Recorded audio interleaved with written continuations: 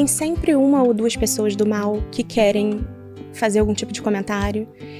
E depois que minha mãe faleceu, elas não ficaram mais importantes pra mim, sabe? Assim, eu realmente mudei isso. Depois que eu superei, eu falei, não, ninguém vai opinar, não.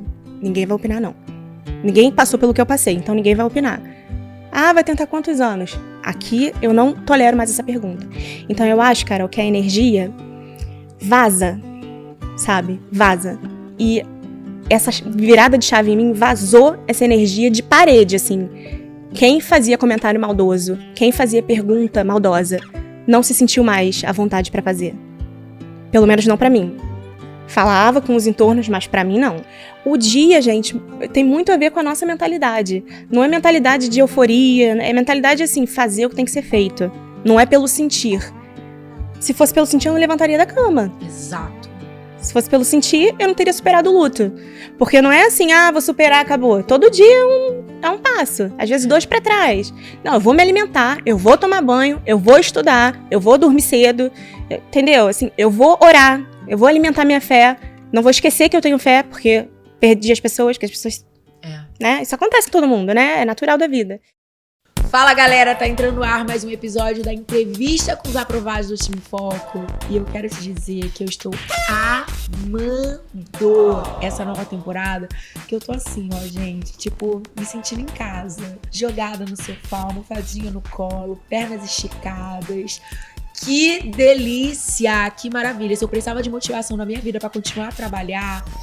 Luxo, é isso aqui, entendeu? No episódio de hoje, você vai conhecer uma pessoa que é luxo também. Ela é glow, ela é glamour, além de maravilhosa, estudante de medicina da UERJ. Olha o que ela fez com a minha beleza, que hoje tava um pouquinho xoxa, anêmica, talvez um pouquinho inconstante. Olha o glow que ela deu no meu cabelo, porque além de médica, isso ela não vai perder nunca. Essa veia coifé dela. Júlia Cabral, fica comigo. Ninguém sabe mais sobre aprovação em medicina do que o Time Foco Medicina. Com vocês, Júlia Cabral Coifé. Amei. Cara, eu queria começar agradecendo por esse truque a mais que você deu aqui no meu cabelinho. Não precisei fazer nada diferente. Você já é naturalmente maravilhosa e agora tá caixinhos de ouro. Got gold hair. Olha que delícia. Senhora, eu tô muito feliz de te receber aqui. Esse era um sonho seu, um sonho meu, um sonho do nosso time inteiro. Você é maravilhosa e eu quero nessa entrevista ter a oportunidade de contar um pouquinho para as pessoas que ainda não tiveram o privilégio de te conhecer a sua história. Hoje é o dia de contar um pouquinho da sua história. Vamos lá atrás. Assim, o vestibular de medicina, ele durou 6 anos mais ou menos da sua vida, né? Sim. Como é que foi essa decisão de ser médica? Eu fiz um ensino médio e técnico, estudei no Cefet, e o meu técnico de segurança do trabalho tinha 3 grandes áreas assim, que a gente estudava, que era engenharia, medicina, enfermagem e direito. E aí, na parte de medicina, eu me achei, assim, tinha um projeto de extensão, eu fui bolsista de que o projeto era parada cardíaca, o que fazer? Que a gente ensinava leigos a identificarem e socorrerem uma pessoa em parada cardíaca. Eu com uma professora enfermeira. E aí ela me deu um livrinho, professora Luana, de cardiopatias para leigos. E ali eu falei, olha, eu quero isso. Eu quero ser médica, eu quero trabalhar com isso. E aí você terminou o ensino médio, terminou o técnico e imediatamente já começou a estudar para o vestibular de medicina, desde o início? Não. Para você concluir o seu técnico, você precisava fazer um estágio. Eu passei no estágio da Petrobras, fiz todo ano de estágio lá. Foi muito gratificante, assim, muito enriquecedor. Mas foi, assim, a cereja do bolo para eu ver que eu não queria essa área empresarial, não queria essa área de engenharia, né, essa parte mais, assim, de escritório e tal. E aí foi quando, um tempo depois, eu comecei a estudar para fazer o Enem, sem saber ainda no que eu estava me metendo. Não tinha ideia de que ia demorar tanto, não tinha ideia do como seria o caminho até conquistar a aprovação. Como é que era a sua base? Quando você começou a fazer vestibular, você encarou o primeiro Enem, as primeiras provas, assim, como é que foi essa saraivada? Então, o ensino médio no Cefet, eu sinto que teve um grande peso, assim, na minha formação cidadã, sabe? Minha, dos meus amigos, mas não prepara para vestibular, não prepara. Então, assim, quando eu comecei a estudar biologia um pouco mais aprofundado, química um pouco mais aprofundado, entender o que era uma prova de discursiva da UERJ, eu falei, não, peraí, eu não sei isso. O buraco é mais embaixo. Eu não aprendi isso. Então, assim, foi... Fora que o ritmo de vestibular é outro. Muitas questões para fazer, você tem que ter um número de acertos, você tem que ter estratégia nos acertos no que diz respeito ao Enem. Sim. E eu não tinha conhecimento de nada disso. Não sabia o que era TRI. Nesses 3 primeiros anos que você fez vestibular, você ainda não conhecia o foco. Não. Você tava batendo cabeça por aí. Tava. E nesse meio do caminho, muitas coisas aconteceram. Especialmente lá em 2020, Sim. no ano de início da pandemia da Covid-19. E eu sei que esse é um assunto extremamente difícil para você.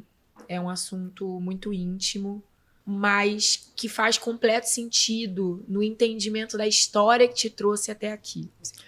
Então, Júlia, do teu jeitinho, respeitando os seus limites de como você se sente para falar sobre isso, eu queria que você contasse um pouco desse período aí em que o pré e o pós-pandemia da Covid-19. Tudo começou quando meu pai descobriu um câncer, né? E aí foi um câncer que rapidamente deteriorou a saúde dele em poucos meses. E aí na semana do Enem, de 2019, ele ficou tetraplégico. E aí a gente foi sabendo que esse tumor, que era de boca, teve metástase na medula. E nós ficamos no INCA internados, moramos no INCA por 3 meses, de novembro a janeiro. Se tratando, tentando, né, de alguma forma, enfim, melhorar, reverter esse quadro, mas não foi possível. E aí, antes da pandemia, né, no dia 28 de janeiro, meu pai faleceu. E todo o processo foi extremamente duro, mas, assim, depois dali eu tive meu momento de luto, tive, né, todo aquele período e pensei, não, vou seguir em frente por ele, sabe? Eu tenho certeza, tenho mais certeza ainda que eu quero essa profissão, porque eu vivi no INCA e eu queria estar vivendo isso do outro lado, né? Não como filha do paciente, mas isso me deu mais certeza, assim, da forma como eu gostaria que meu pai tivesse sido tratado, né? E chegou a pandemia em março de 2020, e em abril minha mãe faleceu, minha mãe infartou. Um dia comum das nossas vidas, assim, um dia comum de pandemia, de quarentena. Então, assim, o meu pai, eu tive um luto muito forte, mas da minha mãe eu tive algo que eu não sei dizer o nome. Não foi luto, foi algo muito forte, assim. Foi uma dor, foi uma amputação, assim, muito forte. E depois dali, eu tive um período de meses intensos de luto e de solidão também, porque era um período de pandemia, então a gente não podia encontrar com as pessoas. E embora eu tivesse tido apoio da minha tia, do meu namorado, foi um momento de muita solidão, sim, porque o luto é solitário, né? Então tive que catar meus caquinhos e no final do ano, em dezembro, eu conheci o Foco e eu nunca tinha visto alguém falando de vestibular com a abordagem que vocês falavam, você e a Fernanda, uma abordagem, assim, sensível, sabendo o momento que o mundo estava vivendo, sabendo que vários alunos tinham perdido seus entes queridos, ou amigos, ou conhecidos. E aí eu lembro de ter visto um vídeo seu, assim, em dezembro, falando, não, tá doendo, mas vamos lutar. E aí, quando o ano virou, eu vi, assim, na televisão, aqueles fogos fictícios, né, porque não teve queimada de fogos em Copacabana, e uma chave virou em mim, do tipo, eu quero viver agora. Chega de luto. Foram meses de luto, foram meses, assim, entrevada mesmo, parecia que eu tava com dengue, eu sentia fisicamente essa dor, mas vou ter, assim, a decência de honrar a memória da minha mãe e do meu pai, porque quando eles foram, eles sabiam que a filha ia ser médica, então vamos honrar isso. Então, o vestibular embora tenha sido duro, foi o que me fez sair do luto, assim, acordar sem vontade nenhuma, sem querer, sem querência nenhuma, de levantar, de parar de chorar, de mudar o pensamento. Mas, assim, o agir mesmo, independente do que você tá sentindo. Então, até porque eu já tinha processado todo esse luto, né? É bom dizer que eu não atropelei etapas. Então, o vestibular me fez sair... Naquele período de 2020, você Sim. realmente deixou o vestibular de lado. Sim, porque eu tava focada em sobreviver. Sim, total. A sensação física de que eu também ia partir. Eu não sei explicar. Era uma sensação física mesmo, assim. Minha incapacidade de sentar, estudar, me concentrar. As últimas memórias deles ficavam, assim, reverberando na minha mente. E aí eu lembro que em dezembro eu dei um comando à minha mente, assim, chega. Eu vivi a maior parte do meu tempo com eles com boas memórias. Chega de ficar repetindo o último momento, que é o mais devastador. A gente não tá pronto pra isso, né? Então, o vestibular teve, sim,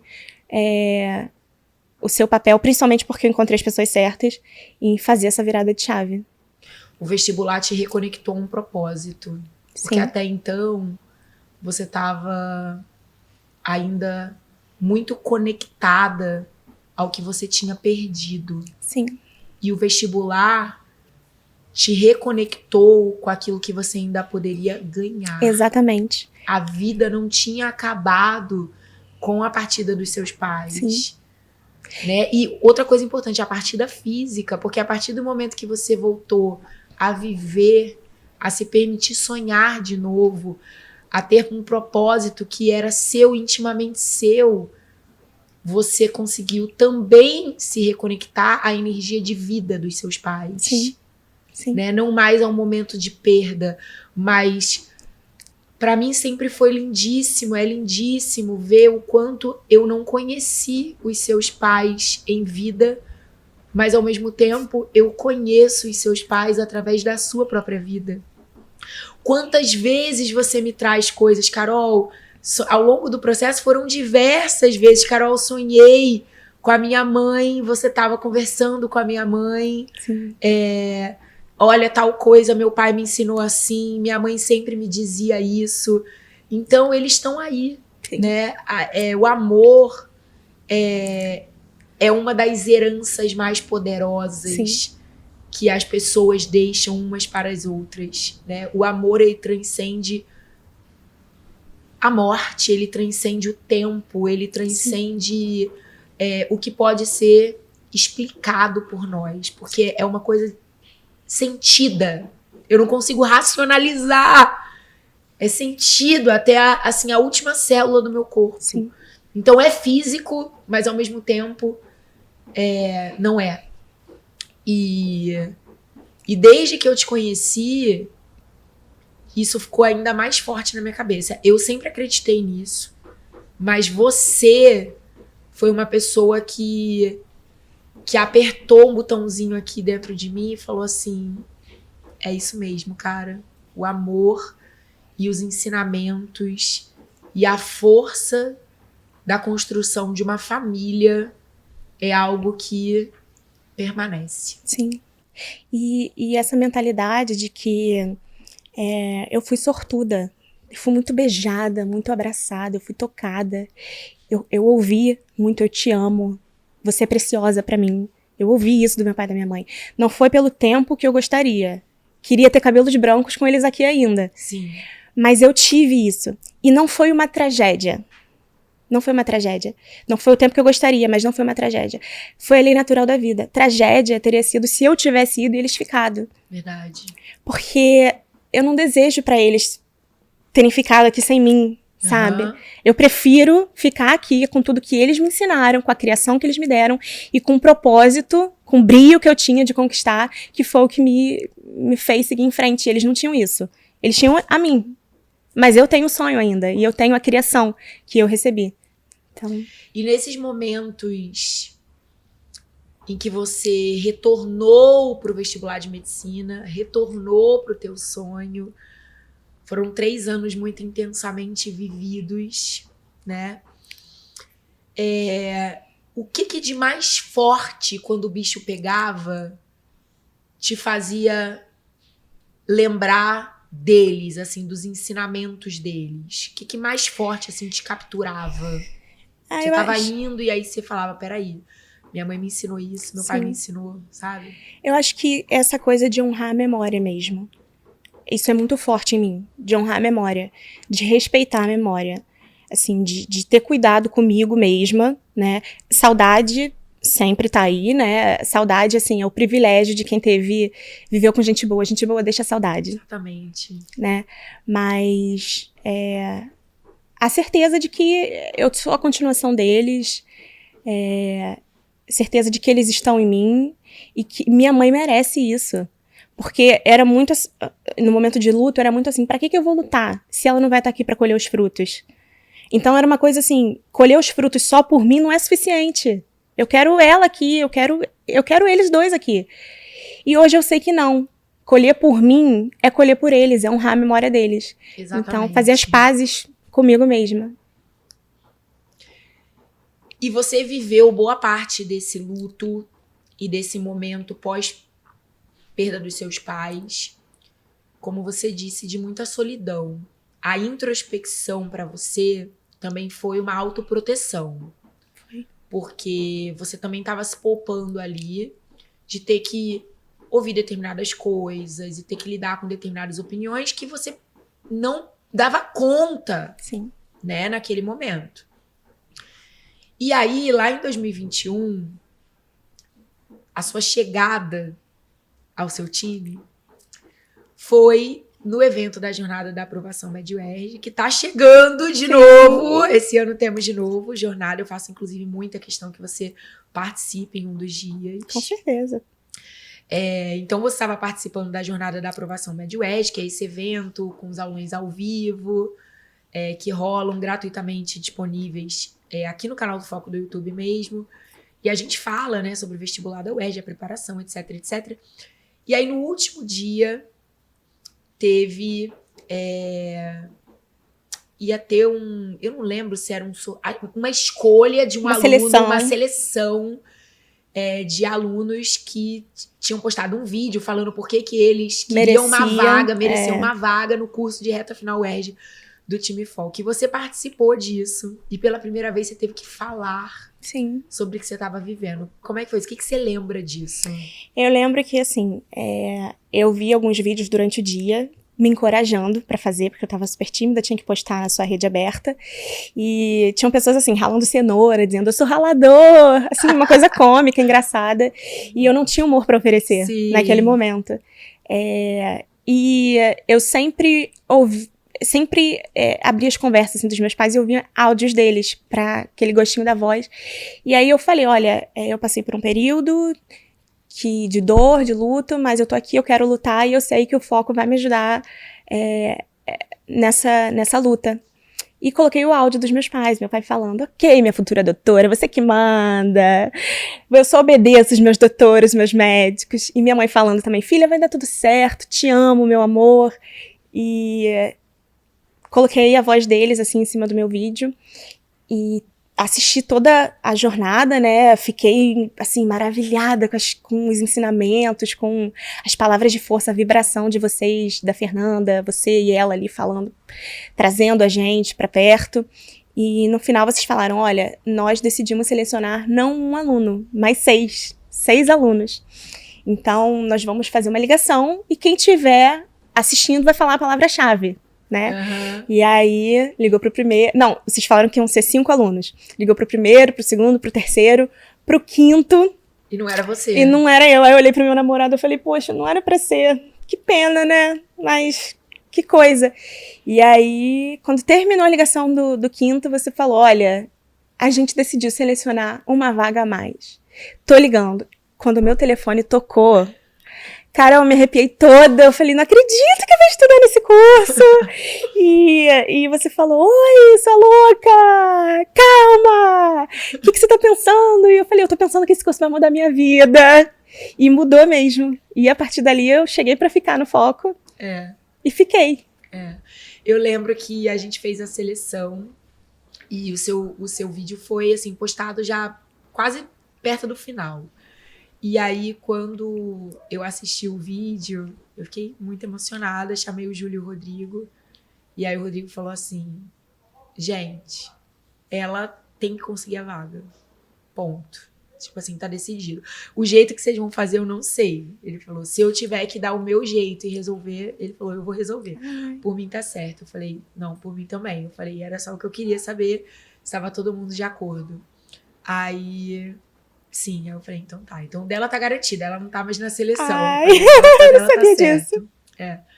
Então, foi uma conexão mesmo de energia. E é por isso que eu acredito tanto nessa coisa que o amor transcende e as pessoas que amam a gente são nossos anjos da guarda e eles estão sempre cuidando da gente, sabe?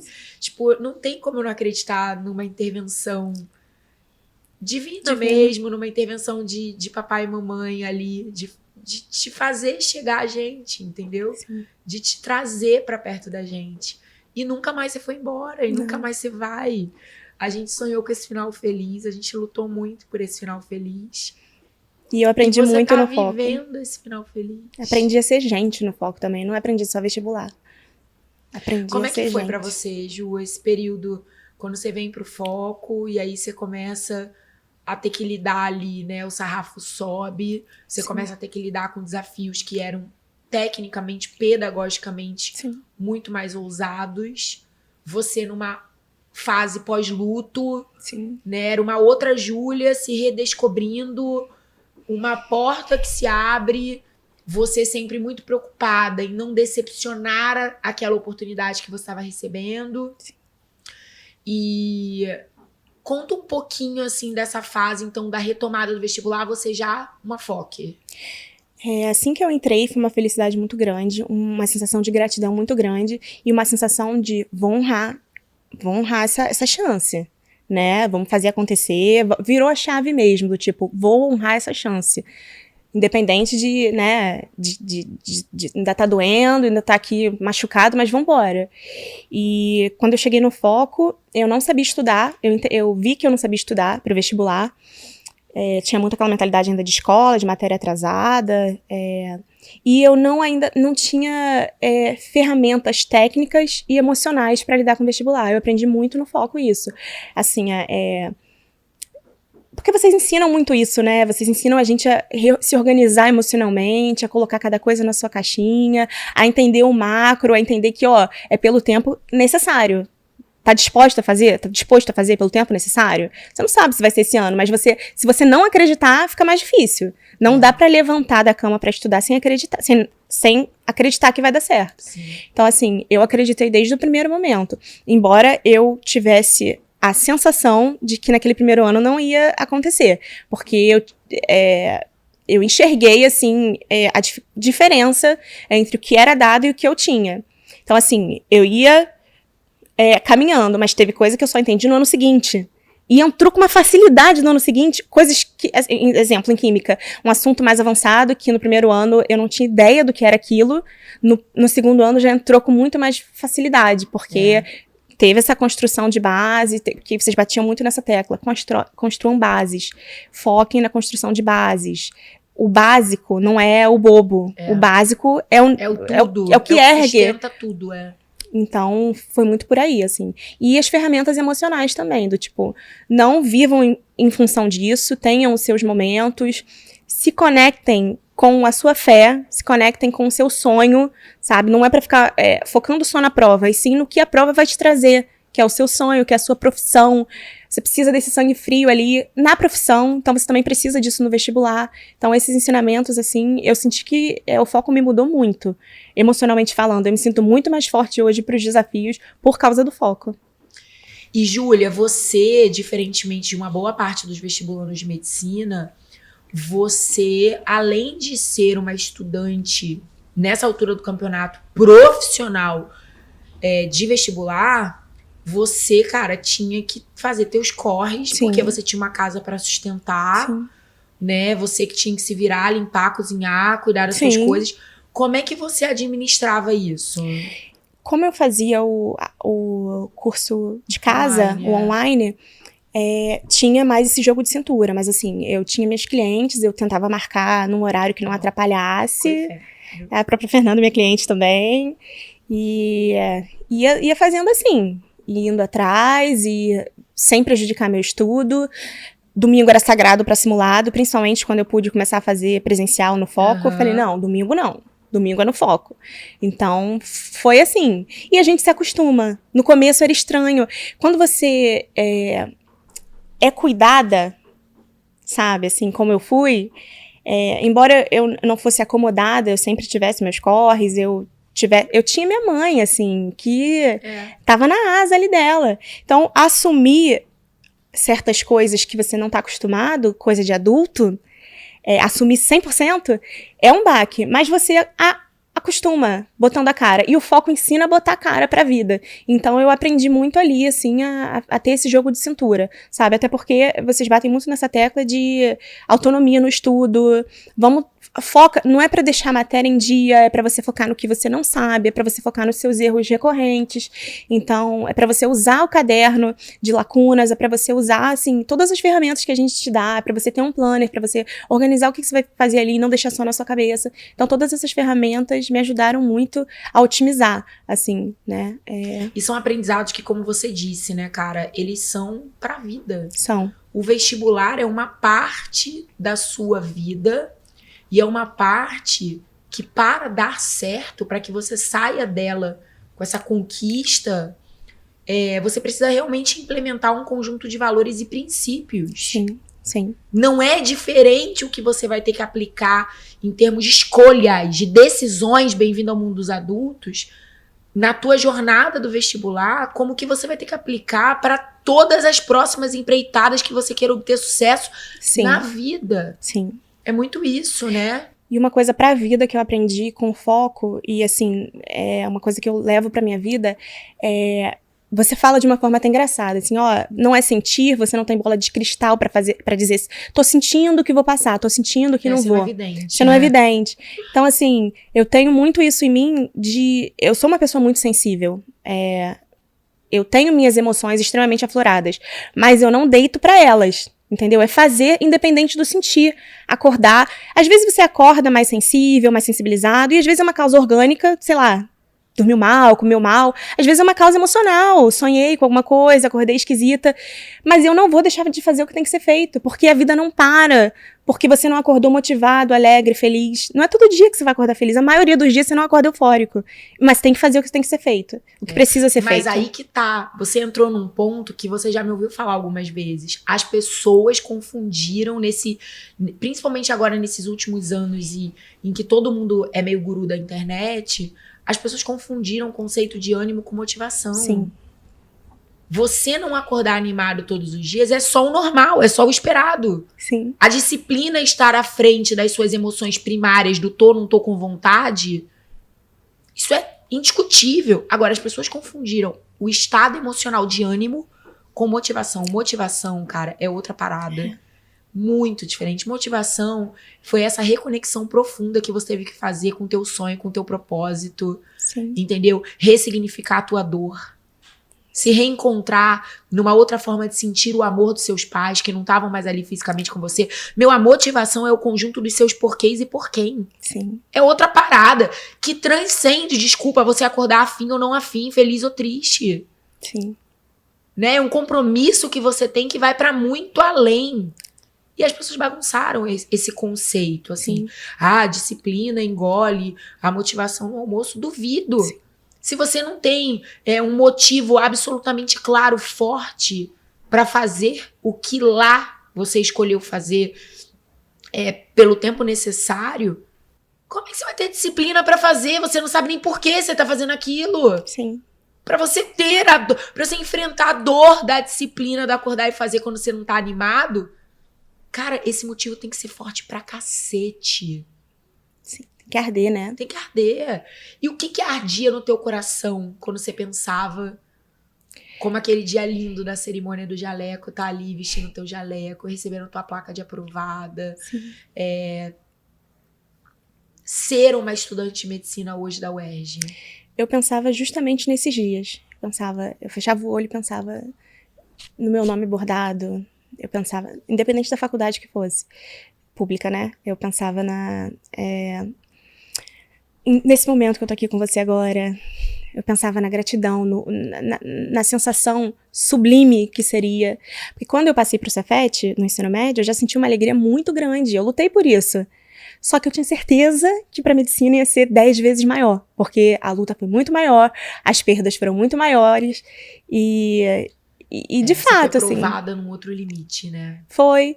E o vestibular teve esse papel, assim. É muito isso que você falou. Eu ouvi muito todas as coisas que você disse, ouvi e internalizei, porque vi que tinham aplicabilidade pra vida. Até pra melhorar no nosso dia a dia, assim. O dia, gente, tem muito a ver com a nossa mentalidade. Não é mentalidade de euforia, é mentalidade, assim, fazer o que tem que ser feito. Não é pelo sentir. Se fosse pelo sentir, eu não levantaria da cama. Exato. Se fosse pelo sentir, eu não teria superado o luto. Porque não é assim, vou superar, acabou. Todo dia é um passo. Às vezes 2 pra trás. Não, eu vou me alimentar, eu vou tomar banho, eu vou estudar, eu vou dormir cedo. Entendeu? Assim, eu vou orar, eu vou alimentar minha fé. Não vou esquecer que eu tenho fé, porque perdi as pessoas, que as pessoas... né? Isso acontece com todo mundo, né? É natural da vida. Então, é você caminhar, assim... E aí, no meio desses dias em que as coisas estão fluindo, vem uma semana que devasta tudo, e aí você tem que recomeçar, e assim segue. Assim segue. Assim é o mundo dos adultos. Assim é o mundo dos adultos. Cara, eu acho que poucas pessoas têm a propriedade, a verdade vivida como experiência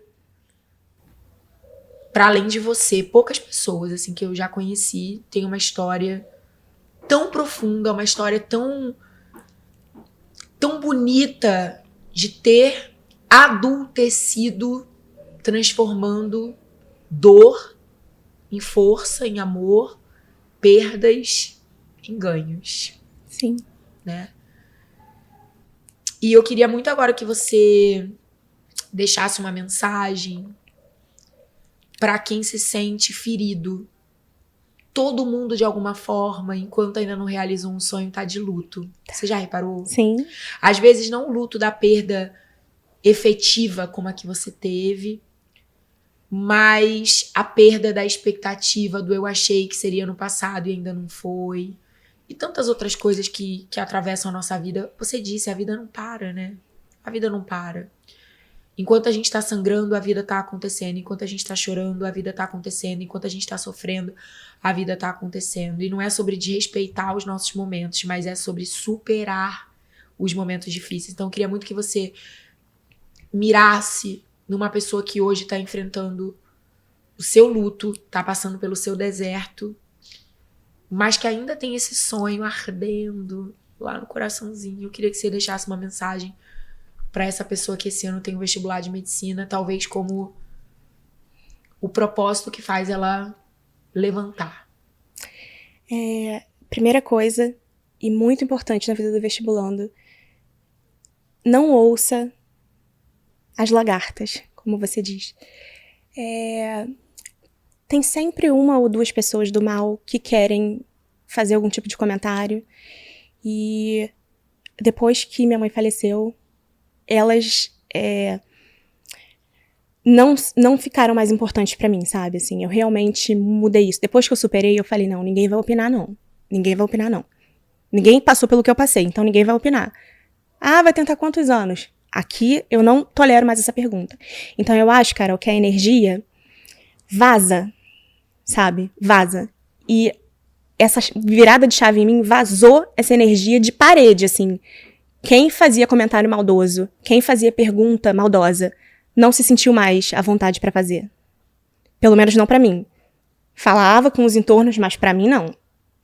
Então eu acho que... e eu comecei a ter orgulho de mim. 2 coisas que o vestibulando às vezes peca, e eu no começo da carreira... Adorei. É isso. Pecava, carreira de vestibulanda, pecava. Adorei. Que são 2 coisas muito destrutivas. Primeiro, a autopiedade. Ficar se lambendo. Isso acontece comigo, como a vida é dura. Autopiedade, assim, é o pior veneno que você pode dar a si mesmo. E, ao mesmo tempo, a pessoa ficar se gongando. Eu não presto, o que fulano fala tem razão, eu sou mesmo uma fraude, eu não sou nada nessa vida. Então, assim, é você aliar, ter a dureza de se controlar, sabe? De ser o senhor dos seus pensamentos e decidir o que você vai alimentar, o que você vai dar comida e qual você vai... Porque assim, se você colocar cadeira, eles vão sentar, eles vão ficar. Deixa eles passarem, sabe? Não dá comida, não alimenta esses pensamentos. E, ao mesmo tempo, se acolha. Não é ter autopiedade, não é ficar se lambendo, sabe? Essa acolher do tipo, eu tô lutando, eu tô fazendo uma coisa digna. O que tem de errado no que eu tô fazendo? De si, sabia? O que tem de errado? Eu acho que esse é um ponto também de muita fragilidade que o vestibulando produz a si. Sentir vergonha de si. Porque quando a gente tem vergonha da gente, tudo que falarem de mal, a gente se apropria. Exato. E eu vou te falar, é muito digno você pensar assim, eu não quero depender mais dos meus pais, eu não quero depender da minha família, eu sei que tá pesado pra eles, eu sei que é digno. Quem se sente assim é uma pessoa digna. Mas é você olhar e saber que é temporário, que é uma bênção você ser cuidada. Olha como bênção, como dádiva. Cara, que bom que Deus deu saúde pros meus pais cuidarem de mim, sabe? Que a gente tem condições de se apertar aqui pra fazer o curso. E é temporário. Eu me comprometo a devolver isso pra eles. Muda essa chavinha. Então, esses dois lados, assim, do tipo, não deixa ninguém, não tem que ser assunto mais. O que fulano diz sobre mim, o que fulano pensa sobre mim. O que eu penso sobre ele? Pra eu ficar internalizando isso. Então, isso não tem que ser mais assunto. E virar essa chavinha do tipo, eu mereço, eu tô estudando, o que eu tô fazendo é digno, não estou fazendo nada de mau caráter, não tô fazendo nada indigno, eu estou estudando, porque eu quero melhorar de vida, porque eu quero essa profissão, é algo prático, é sonho, mas também é praticidade, eu escolhi essa profissão, então eu vou focar nisso. Então essa é a minha mensagem, assim, se acolha, se cuide, seja sua amiga, a ponto de, amiga de verdade, que sacode, que fala, olha, não é por aí não. Mas aquela amiga também que diz, você tem valor, que você não tá fazendo nada de errado. Diga pra você o que você diria pra um amigo. Você não chamaria um amigo de burro, de você não tem valor, você não presta, fracassado, você tá num momento de limbo. Você falaria isso pra alguém? Então não diga isso pra você. Exatamente. Lindo. Foi foda. Obrigada por tudo, hein? Obrigada também. por tudo. Nunca vou permitir que ninguém fale nada de você ou do foco. Porque o que vocês fizeram por mim, o bem que vocês fazem em silêncio, isso não tem como pagar. Isso, assim, isso é valor. E tudo que você precisar na sua vida, você saiba que pode contar comigo. Pode se passar 20 anos. Sua mãe, sua avó, seus filhos, seu marido, você, seu cachorro, seu papagaio. Pode contar comigo. Obrigada por tudo. Você mudou minha vida. Oh, meu Deus do céu. Obrigada, Ju, de verdade. Obrigada demais. É muito lindo, assim, ver você empoderada aqui contando a sua história, orgulhosa da sua história, né? Porque a gente não, tudo que a gente vive não é em vão. A gente não pode ter vergonha de nada que a gente passou, de nada que a gente viveu. E essa coisa da autopiedade que você falou é muito verdadeira. Quando a gente... Imagina você, cara, tão novinha, em um espaço de pouquíssimos meses, você perde as duas maiores referências de vida. E você consegue olhar pra isso e falar assim, cara, eles se foram de uma forma, mas eles estão em mim pra sempre de outra. Eu não só perdi, olha tudo que eu ganhei, olha o tanto que eu fui amada, olha o quanto eles continuam comigo propulsionando a realização dos meus sonhos. Cara, isso ensina mais do que 1000 livros, 1000 filmes, 1000 aulas. Porque a sua história é contada por você. Você se apropriou disso, você fala disso com os olhos brilhando. É lindo, eu tenho muito orgulho também. Obrigada por tudo. Obrigada a você também. E olha, depois dessa, gente, eu tenho que beber água. Porque, pelo amor de Deus, eu sabia que ia ser emocionante. Eu tava aqui me controlando, me segurando. Mas foi o dobro de especial. Você conta a sua história de um jeito que é absurda. E eu tenho certeza que vai tocar o coraçãozinho de muitas pessoas que hoje talvez estejam nesse lugar de sentir apenas pena de si, de olhar pra sua vida como se o ponto final já tivesse sido dado. E enquanto a gente tá aqui vivo, com o coração pulsando, é mais do que nosso direito. Se torna nossa obrigação lutar e vencer. Tenha certeza que quando você vence, muitas outras pessoas já estão em processo de vitória, porque estão inspiradas pela sua história, assim como eu tenho certeza que você fez com tantas outras que vieram antes de você. É essa força. Obrigada mais uma vez, Obrigada tá? por tudo. Pela generosidade de estar aqui do meu lado contando a tua história. E ó, agora a gente vai fazer uma coisa princesa da Disney. Peraí. A gente vai olhar lá pra aquela câmera. Vou dar um recado pra gente se despedir e no final a gente vai fazer nosso beijo, nosso tchau, tá? Tá Peraí. bom. Organiza aí, vamos. Galera, eu espero muito que vocês tenham gostado da entrevista da Júlia.